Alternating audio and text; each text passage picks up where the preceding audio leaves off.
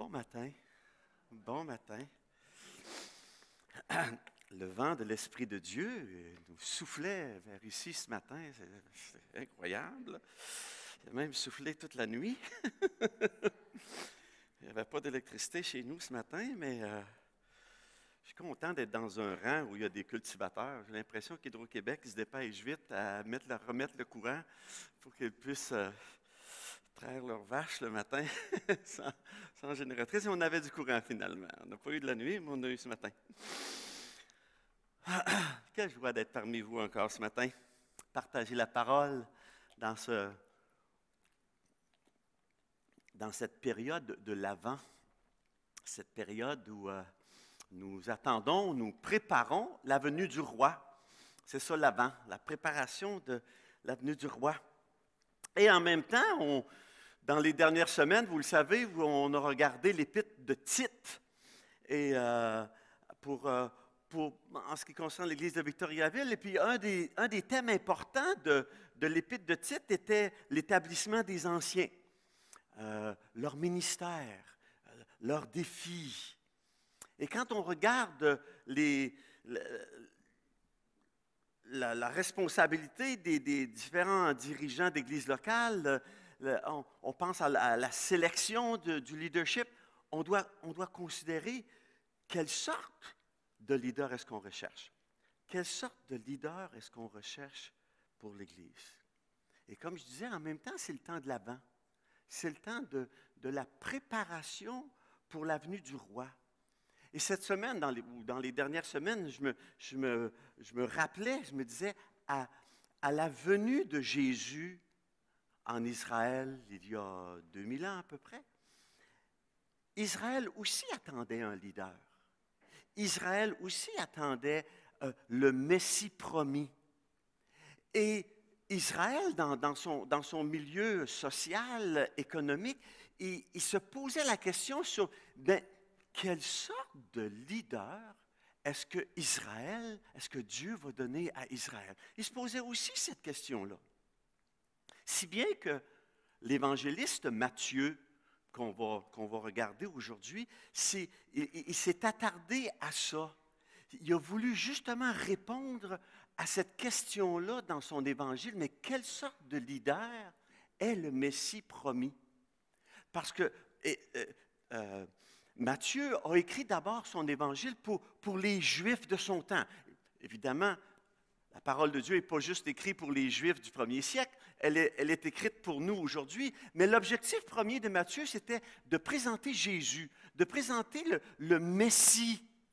Le Messie qui était promis dans les Anciennes Écritures aux Juifs. Et pour les convaincre, dans un sens, Matthieu va citer à peu près 50 citations de l'Ancien Testament dans son évangile, une cinquantaine. C'est le livre qui retire le plus de citations de l'Ancien Testament.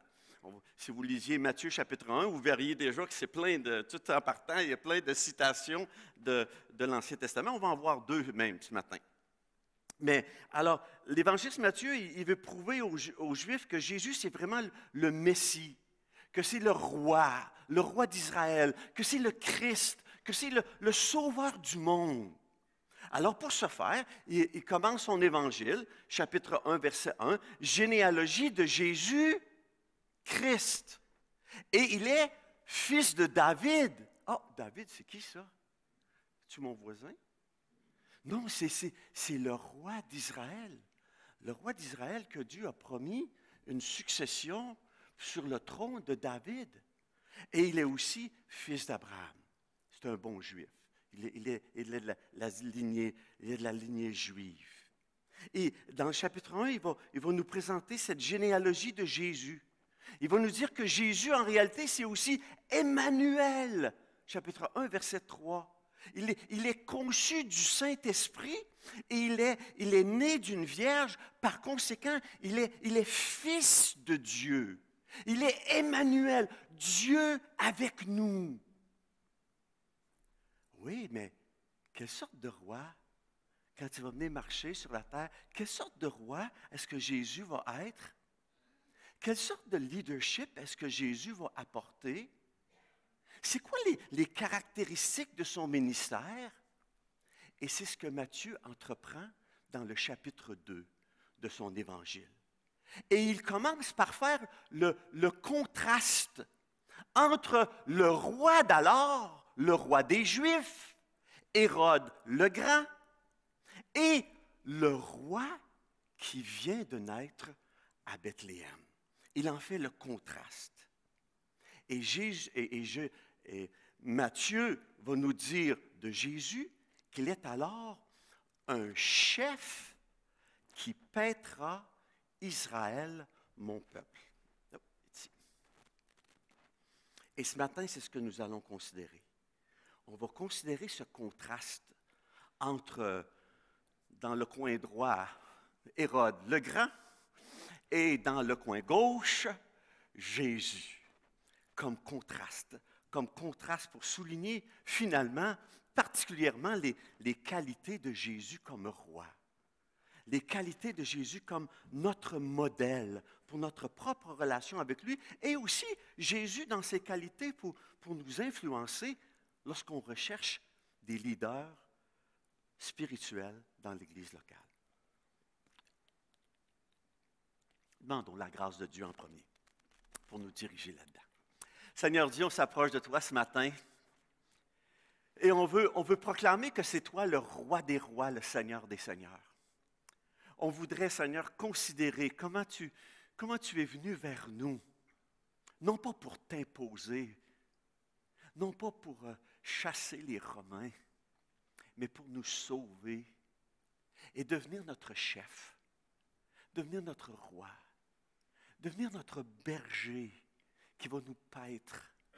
Oh Seigneur, ce matin, je veux te prier que, en ouvrant tes Écritures et en l'exposant, on puisse te voir toi. Toi comme le roi de nos vies.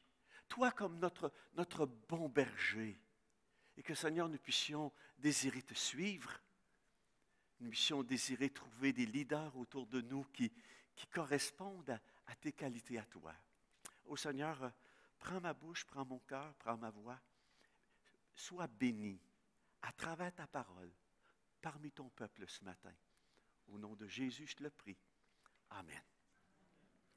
Alors, nous tournons dans Matthieu au chapitre 2 et nous allons lire les 12 premiers versets. Jésus étant né à Bethléem en Judée au temps du roi Hérode, voici des mages d'Orient arrivèrent à Jérusalem et dirent: Où est le roi des Juifs qui vient de naître? Car nous avons vu son étoile en Orient et nous sommes venus pour l'adorer. Le roi Hérode, ayant appris cela, fut troublé et tout Jérusalem avec lui. Il assembla tous les principaux sacrificateurs et les scribes du peuple et il s'informa auprès d'eux où devait naître le Christ. Ils lui dirent: À Bethléem, en Judée, car voici ce qui a été écrit par le prophète. Et toi, Bethléem, terre de Juda, tu n'es certes pas la moindre entre les principales villes de Juda, car de toi sortira un chef qui paîtra Israël, mon peuple. Alors Hérode fit appeler en secret les mages et s'enquit soigneusement auprès d'eux depuis combien de temps l'étoile brillait. Puis il les envoya à Bethléem en disant: Allez, prenez des informations exactes sur le petit enfant quand vous l'aurez trouvé. Faites-le moi savoir afin que j'aille aussi moi-même l'adorer. Après avoir entendu le roi, ils partirent. Et voici l'étoile qu'ils avaient vue en Orient allait devant eux jusqu'à ce qu'étant arrivée au-dessus du lieu où était le petit enfant, elle s'arrêta. Quand ils aperçurent l'étoile, ils furent saisis d'une grande joie. Ils entrèrent dans la maison, virent le petit enfant avec Marie, sa mère, se prosternèrent et l'adorèrent. Ils ouvrirent ensuite leur trésor et lui offrirent en présent de l'or, de l'encens et de la myrrhe. Puis, divinement avertis en songe de ne pas retourner vers Hérode, ils regagnèrent leur pays par un autre chemin. Vous avez déjà entendu ce texte-là à maintes reprises dans la période de Noël et vous avez peut-être toutes sortes de belles images, même comme l'image qui va paraître dans le journal là, d'une crèche avec une étoile qui brille vers la crèche. Ces belles images douces et joyeuses dans un sens. Ce matin, on va s'attarder particulièrement au texte parce que ce n'est pas toujours très bucolique la venue de Jésus, comment il est venu. On va le présenter, le chapitre 2 nous présente deux rois. Le roi Hérode et le roi qui vient de naître, Jésus. Et si je commence par Hérode le Grand, j'ai dit, au temps du roi Hérode, voici des mages d'Orient arrivèrent à Jérusalem. Au temps du roi Hérode, Hérode le Grand, Hérode est un premier de plusieurs Hérodes que l'on trouve dans le Nouveau Testament. Bien, on l'appelle Hérode le Grand. Il est devenu roi de Judée 37 ans avant la venue de Jésus-Christ, 37 ans avant Jésus-Christ, et il est mort un peu de temps après la naissance de Jésus, peut-être une couple d'années après que Jésus soit né, parce qu'on n'est pas trop sûr si Jésus est vraiment né à l'an 0, mais quelque temps après la naissance de Jésus, Hérode est mort. Hérode était le roi des Juifs, mais Hérode est un Iduméen, c'est-à-dire qu'il n'est pas vraiment un Juif, il est un descendant d'Ésaü. Mais Hérode il a eu la bonne idée de marier parmi les 10 épouses qu'il a eues, il a marié Marianne. Et Marianne, elle, était une Juive qui descendait des Maccabées. Si on connaît un peu l'histoire, les Maccabées étaient une famille de souverains sacrificateurs qui ont ramené le culte d'Israël à Jérusalem après que Antioche Épiphane avait corrompu le temple. On a la dédicace, la fête des Lumières, pour se rappeler justement de ce moment des Maccabées. Mais Marianne, pour Hérode, c'est sa meilleure. Et en plus, parce que ça le place bien, hein, elle est juive, puis elle est descendante des souverains sacrificateurs d'Israël. Alors, ça donne, derrière ce grand homme, il y a une femme de calibre, une femme de qualité, une femme juive. Et Hérode le Grand, il est bien entendu reconnu pour sa grande richesse. Il est reconnu pour son adresse politique. Ça prenait pas mal de twists pour faire apprécier Rome aux Juifs, puis faire apprécier les Juifs de Rome. Alors, il était un politicien astucieux, Hérode. Et pour plaire et à l'un et à l'autre, il va construire, par exemple, Césarée, la ville, un grand port. Un grand port pour toutes les marchandises, une très, très belle place. Et au milieu de Césarée, il y a un temple aussi qui porte son nom aussi, quand on regarde, hein? Une belle place. Ça, c'est Césarée, la ville de César. César, il devait aimer ça, c'était une très belle place. Mais en même temps, il ne veut pas perdre le contrôle des Juifs parce qu'il fait aussi construire le temple de Jérusalem.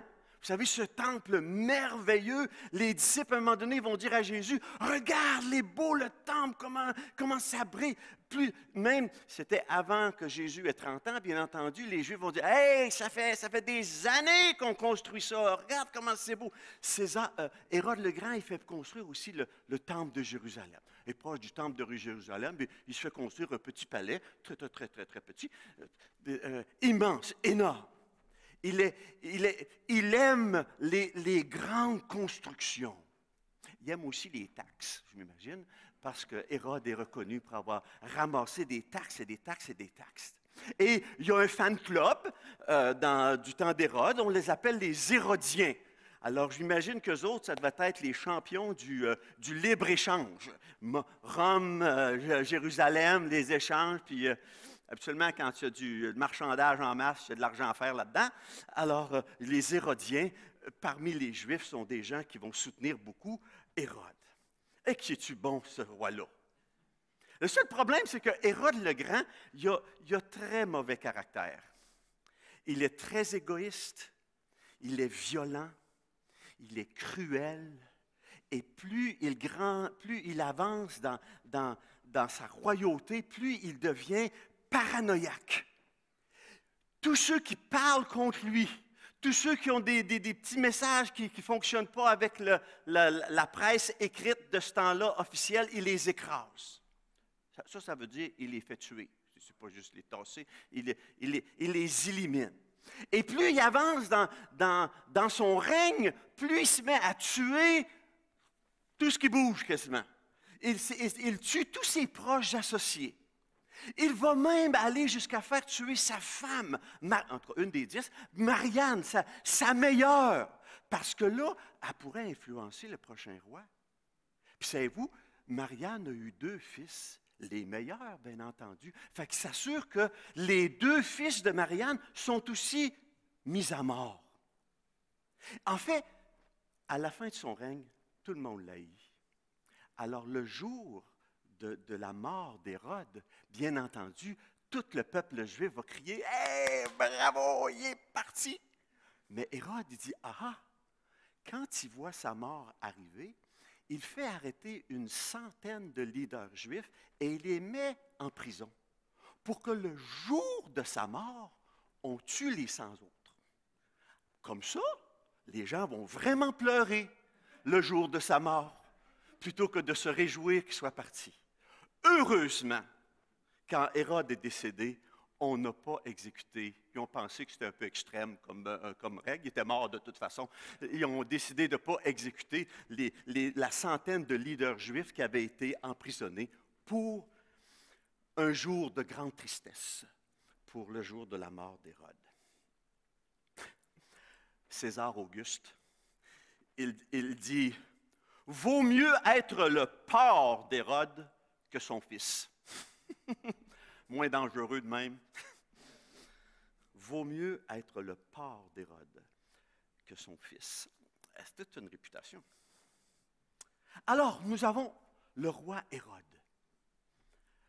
reconnu. Mais un jour, le texte nous dit, voici des mages d'Orient, Orient vers Babylone, qu'ils arrivent à Jérusalem.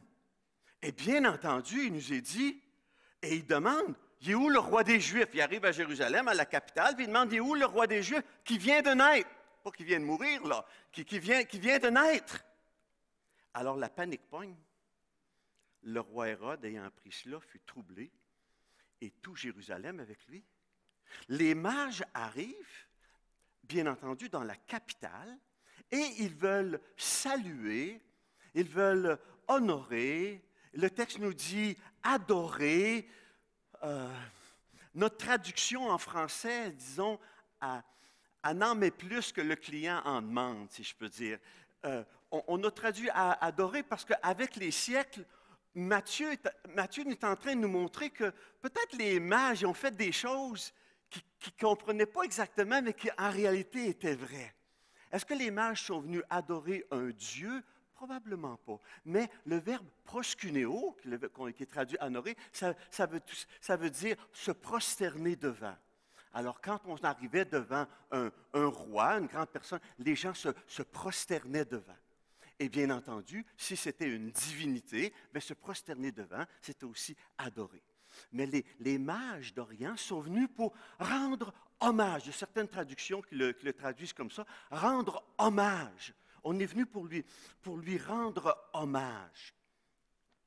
Hommage à qui?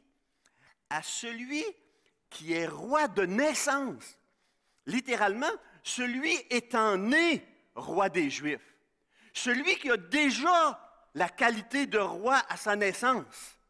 Contrairement à celui qui a tout écrasé puis tout imposé pour finalement avoir la couronne pour dire c'est moi qui est roi. On vient adorer celui qui est né roi des Juifs. Les mages ne sont pas des rois, comme les rois mages. Ils ne sont pas des rois. Les mages sont des sages plutôt. Les mages, dans le temps de Babylone, si vous lisez le livre de Daniel, par exemple, vous avez les magiciens, les sages. Ce sont ces mages-là. Les mages sont des sages, sont des érudits qui connaissent les écritures de diverses langues, sont des astronomes, ils regardent le ciel et les étoiles, ils sont des conseillers de rois, ils sont des ambassadeurs de rois, comme ils étaient au temps de Daniel à Babylone. Et de manière, je dirais, inconnue, et ils sont dirigés par son étoile, l'étoile de la naissance d'un roi en Orient. Ils sont dirigés par cette étoile-là. Oh, misère! Il y a toutes sortes de théories sur les planètes qui se lient. Puis on pourrait regarder un paquet de choses, mais je pense que des fois, quand on fait ça, on arrive à carte postale où ça a l'air tellement beau, puis on oublie la réalité du texte. Alors, je ne prendrai pas trop de temps pour nous faire manquer l'essentiel de ce qui se passe dans le texte et se perdre avec les étoiles de comment est-ce qu'ils sont arrivés.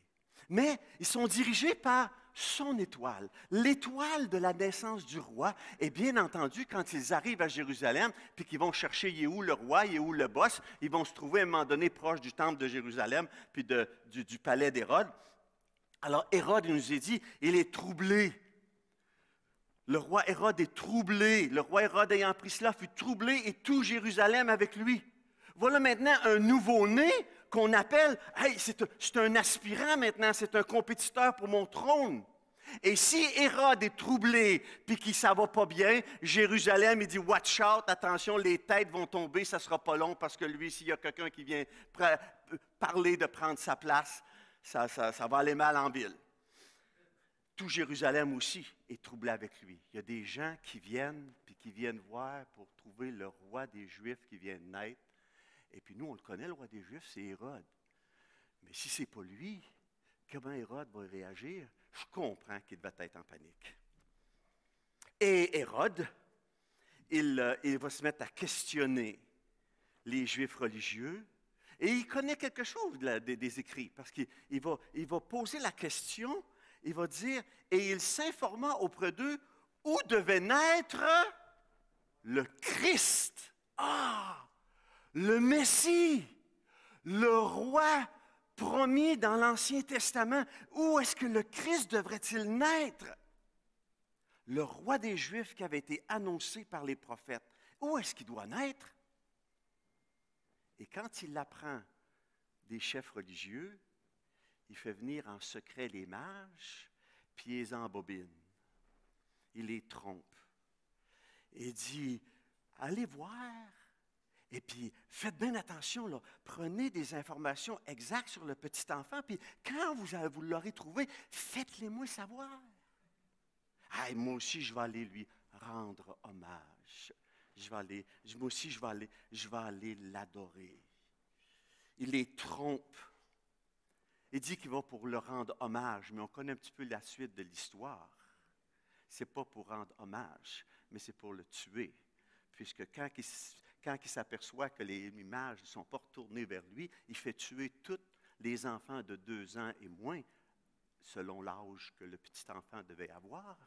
Les mages ne sont pas arrivés le soir de la naissance de Jésus. Là. Juste pour vous dire, les mages sont entrés dans la maison, puis ils ont vu le petit enfant. Ce n'était pas un bébé, mais donnez-lui 1 an, 1 an et demi, puis vous êtes pas mal dans le bon barème. Là. Mais alors, c'est ça. Alors, il trompe et il dit, venez me le dire après, que je puisse moi aussi lui rendre hommage. Quel mensonge. Mais c'est bizarre, par exemple, parce que ni lui, ni les chefs religieux ont accompagné les mages. Mais semble que s'il avait cru cette affaire-là, là, les mages viennent, où est le roi des Juifs qui vient de naître? Oh, il est à Bethléem. Viens avec nous. Le roi des Juifs, venez, Hérode, pourquoi tu ne viens pas? Venez, on va aller le voir, on va aller rendre hommage à ce nouveau roi qui vient de naître. Non, allez voir. Les autres sont les deux restés. Des fois, on peut avoir l'air religieux, intéressé. Dieu, c'est tellement beau. Mais quand vient le temps de marcher vers le roi, on se garde une petite gêne. Ils se sont gardés cette petite gêne. Et Hérode, bien entendu, a manifesté ses vrais motifs en faisant massacrer des enfants de moins de 2 ans de la région de Bethléem. Ça nous est mentionné au chapitre 2, verset 16. Quel roi! Quel merveilleux roi des Juifs, n'est-ce pas? Hérode. Matthieu, il nous présente un roi, le roi des Juifs. Et il va nous montrer aussi le vrai, le seul, l'unique, Jésus, le roi qui est, qui est né de naissance, roi des Juifs. Pour les mages, l'enfant, comme je l'ai mentionné tantôt, il est roi de naissance. Ce n'est pas un règne qu'il s'est accaparé par la force et en tassant les adversaires puis en les écrasant. C'est un roi de naissance. Et ils ont pu reconnaître ce roi de naissance-là à travers les écrits qu'ils avaient à Babylone. Vous vous souvenez, Daniel était à Babylone, il a parlé des 70 semaines pour les semaines, et il pouvait commencer à compter puis voir que c'était le temps pour ce Messie de se relever des différents domaines.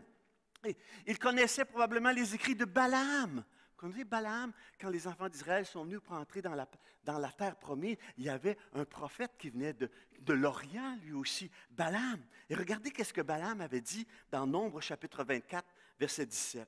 Il dit, « Je le vois, mais non maintenant. Je le contemple, mais non de près. Un astre sort de Jacob, un sceptre s'élève d'Israël. » Un astre sort de Jacob. Jacob, les Juifs, le peuple juif. Un sceptre, c'est le bâton royal, s'élève d'Israël. Et, comme je dis, de manière inconnue, je préfère juste dire, regarde, c'était un beau grand miracle. Mais il y a des gens qui ont voulu décortiquer toutes ces choses-là. Ce que les mages d'Orient ont découvert, c'était qu'une étoile est née en Israël. Et à travers les siècles, on a toujours associé la venue d'une étoile à un grand personnage qui arrivait sur la scène historique. Une étoile vient de naître en Israël. Un roi vient de naître. Alors pour les mages, c'est un roi qui mérite qu'on se déplace. C'est un roi qui mérite qu'on s'approche. C'est un roi qu'on mérite qu'on rencontre. C'est un roi qu'on mérite qu'on se mettre à genoux devant lui, lui rendre hommage, l'adorer. C'est un roi qui mérite tous nos trésors. Et c'est ce qu'ils font. C'est un roi qui mérite l'honneur. C'est un roi qui mérite des présents royaux. Or, en s'en mire, comme je vous disais, quelquefois, Matthieu va aller peut-être au-delà de qu'est-ce que les mages ont venu apporter. Les mages ont apporté des choses merveilleuses de leur temps. L'or, l'encens pour le parfum, la myrrhe pour cet onguent. Mais Matthieu, en répétant ces trois-là, peut-être qu'il fait allusion encore plus loin encore. L'or, on donne l'or au roi. L'encens, on l'offre pour l'adoration d'un Dieu. Et la myrrhe, on s'en sert pour embaumer les morts. Et peut-être que Matthieu avait à cœur de dire, regarde, qu'est-ce que les mages ont trouvé en Jésus le roi. Ils ont trouvé un roi pour lui donner de l'or. Ils ont trouvé Dieu, Emmanuel, Dieu avec nous, ils leur ont donné de l'encens. Ils ont trouvé le Fils de Dieu, 100% homme, et lui ont donné de la myrrhe, présageant son embaumement. Pour les mages, c'est un roi qui mérite l'honneur et qui mérite ma présence, qui mérite mes objets les plus précieux. Mais pour les chefs religieux, eux, quand ça va toujours? Peux-tu changer ça? Peux-tu me le changer, s'il te plaît? Ah, voilà. Pour les chefs religieux, eux, ils vont citer les Écritures. D'où vient le Christ? Ils vont citer les Écritures. Et pour informer Hérode du lieu de naissance du Messie, mais aussi par l'Écriture, ils vont vouloir présenter au roi Hérode le caractère du vrai roi. Et pour cela, ils vont prendre non pas une citation, mais 2 citations qu'ils vont marier ensemble. Vous voyez Matthieu 2,6, Et toi, Bethléem, terre de Juda, tu n'es certes pas la moindre entre les principales villes de Juda. Et tu n'es certainement pas la moindre, certes pas la moindre. Et dans Michée, d'où vient le texte, et toi, Bethléem, Ephrata, c'est Juda, petite entre les villes de Juda. On dirait qu'il y a une contradiction. Petite entre les milieux de Juda, et tu n'es certes pas la moindre. Quand Michée l'a écrit, là, Bethléem, c'est juste une petite ville parmi Juda. Mais Matthieu, il prend ça et il dit, pas si petit que ça. Parce que de toi, de cette petite ville-là, va naître le chef. Et regardez ce que Michée continue, et il dit, celui qui domine, et dit, de toi sortira pour moi, celui qui dominera sur Israël, et dont les activités remontent aux temps anciens, au jour de l'éternité. Et les chefs religieux, ils vont substituer la deuxième partie en employant 2 Samuel, chapitre 5, verset 2, « Car de toi sortira un chef, pas un dominateur, un chef qui va paître mon peuple d'Israël. Car de toi sortira un chef qui paîtra Israël, mon peuple, tiré de la prophétie à David. L'Éternel t'a dit, tu paîtras mon peuple d'Israël et tu seras le chef. Ils ont, les scribes, les pharisiens, les chefs religieux ont omis de marquer le mot. Ils n'ont pas choisi le mot dominer. Ça ressemblait trop à Hérode. Ils ont donné un chef qui va paître. Parce que pour les chefs religieux, Jésus est ce chef qui va paître. Si on avait regardé le contexte de Michée, Michée il présente d'abord les chefs d'Israël comme étant des chefs injustes, égoïstes, cruels, qui vont amener le jugement de Dieu, qui vont amener la ruine de Jérusalem, qui vont amener la déportation. Michée écrit à peu près 600 ans avant Jésus-Christ, il va prophétiser la destruction de Jérusalem. Et dans les 3 premiers chapitres, il dit, regarde, les dirigeants sont injustes et ça va amener le jugement de Dieu, ça va amener la déportation. Mais, il nous dit dans le chapitre 4 de Michée que dans la suite des temps, Jérusalem va jouir à nouveau d'un chef qui est juste, un chef qui va restaurer Israël et qui va amener le règne du Messie sur toutes les nations. Chapitre 4, les versets 1 à 8. Et là, on arrive au chapitre 5, ce chef, il va naître à Bethléem et il va régner jusqu'aux extrémités de la terre et il va ramener la paix. De là a cité les chefs religieux Michée. Non seulement, il nous faut regarder quelquefois, quand les textes de l'Ancien Testament sont cités dans le Nouveau, c'est bon d'aller voir le contexte autour dans l'Ancien Testament pour voir pourquoi est-ce que Matthieu a choisi ce morceau de verset-là. Parce qu'il y avait tout un contexte.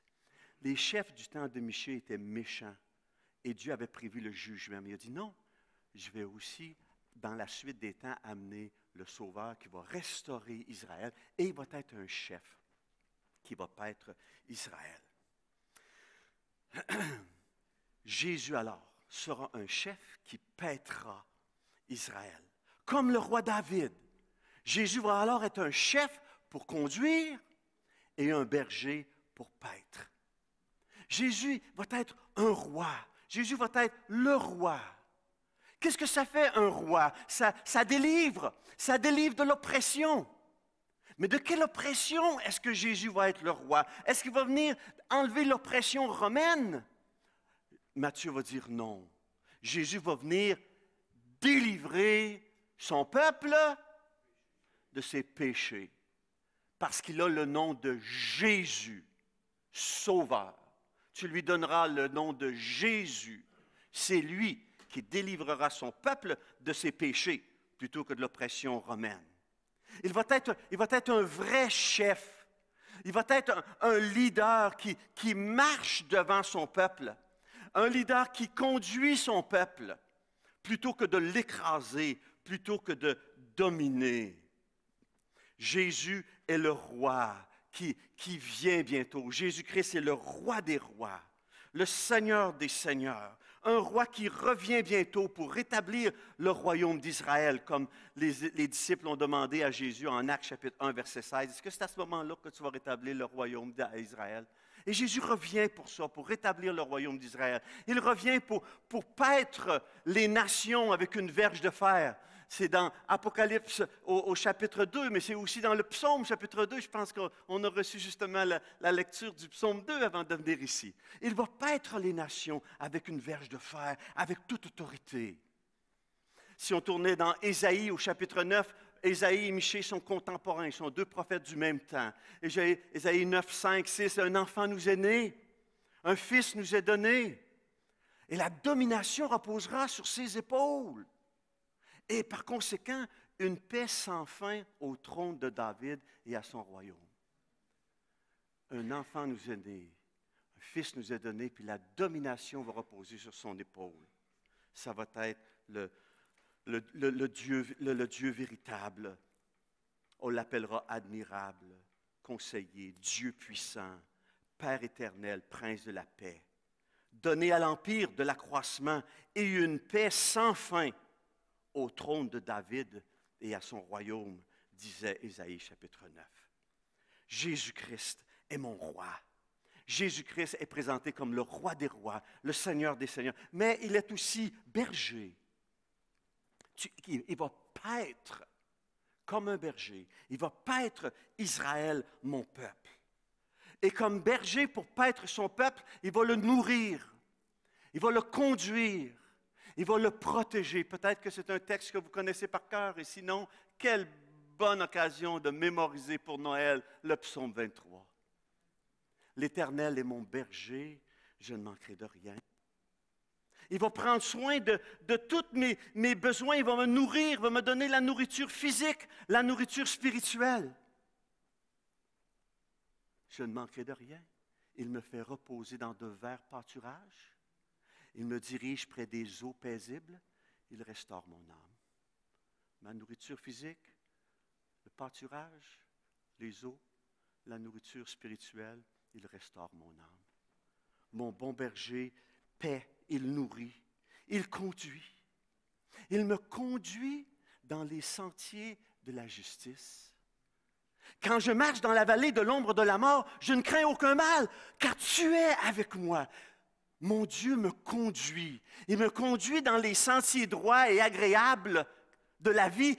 Il me conduit aussi dans la vallée de l'ombre de la mort quand les moments sont difficiles, parce qu'il est le bon berger.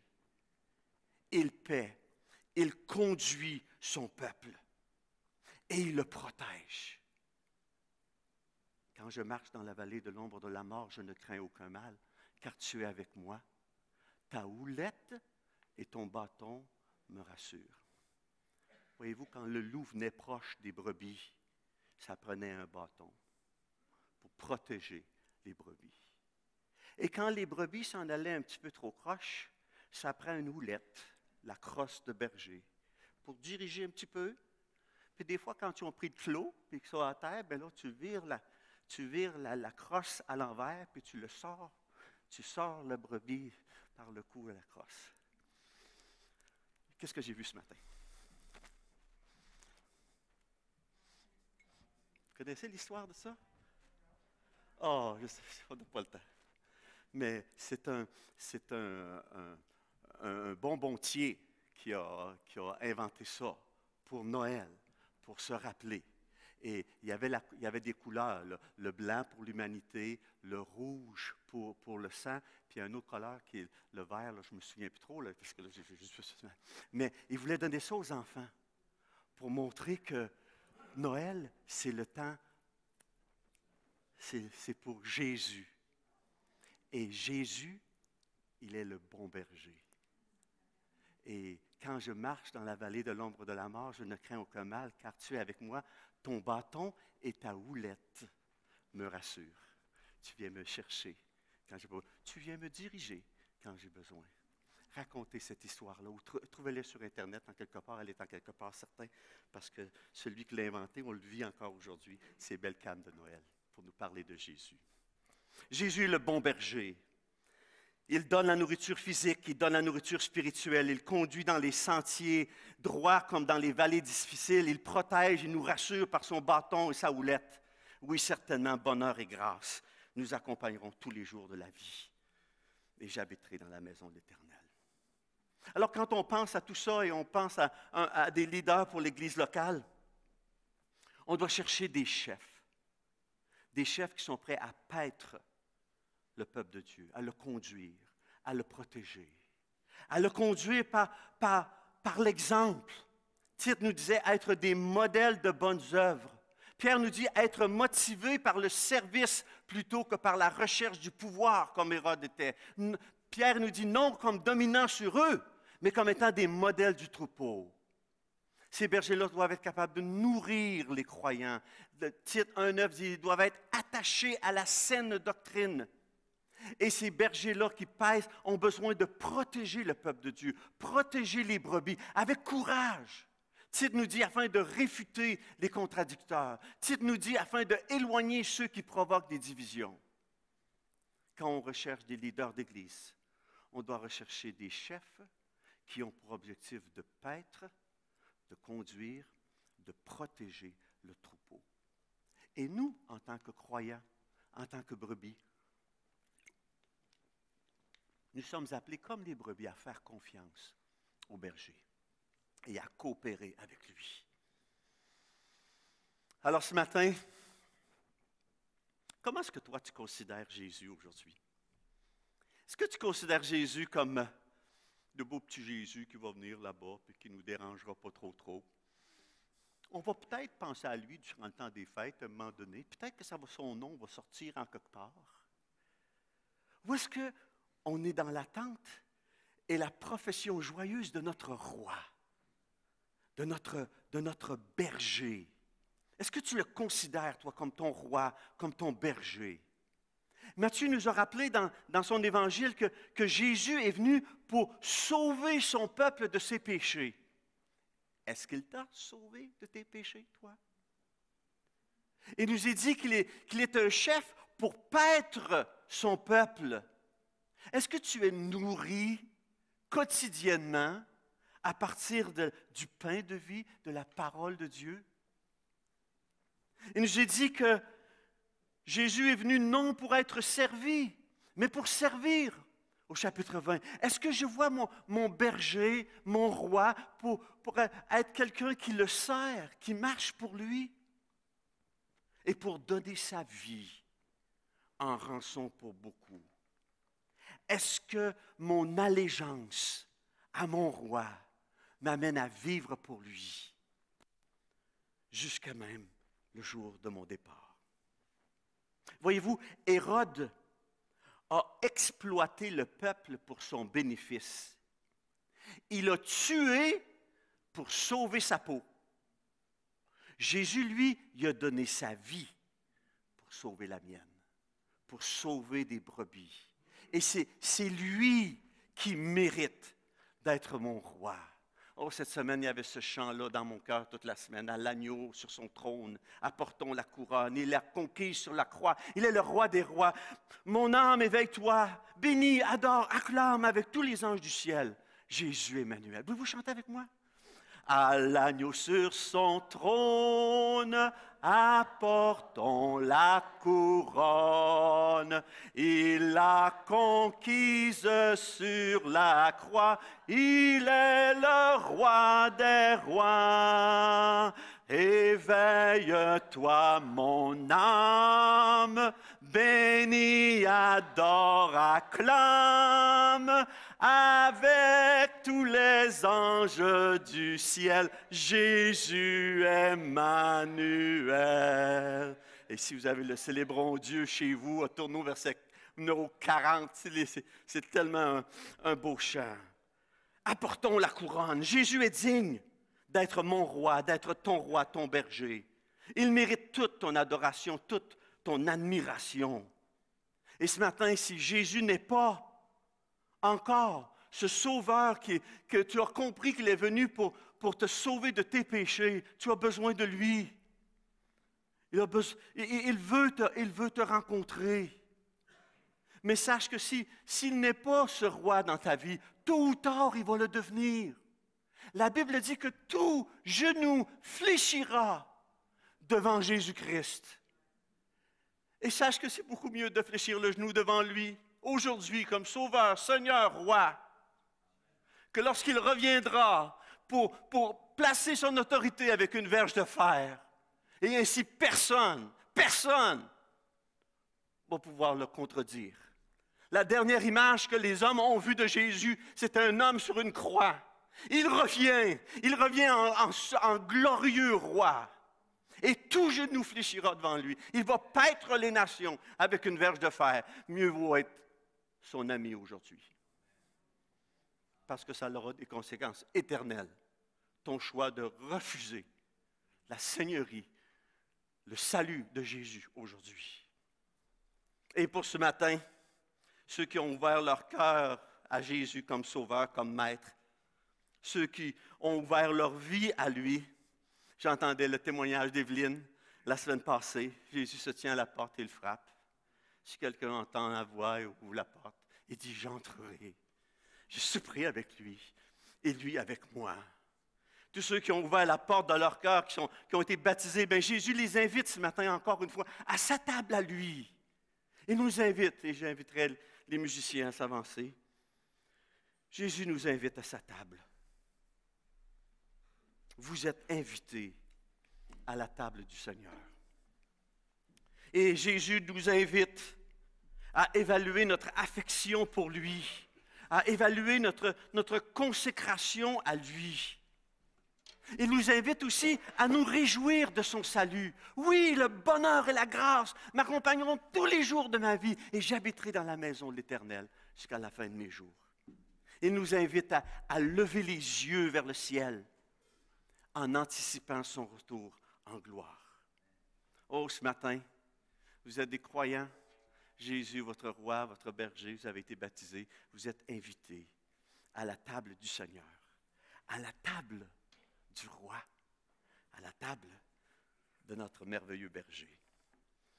Seigneur Dieu, merci pour cette table ce matin, qu'elle puisse nous encourager, non seulement à plier notre genou devant toi comme étant notre Seigneur, mais aussi à marcher pour toi, comme étant notre berger, notre roi.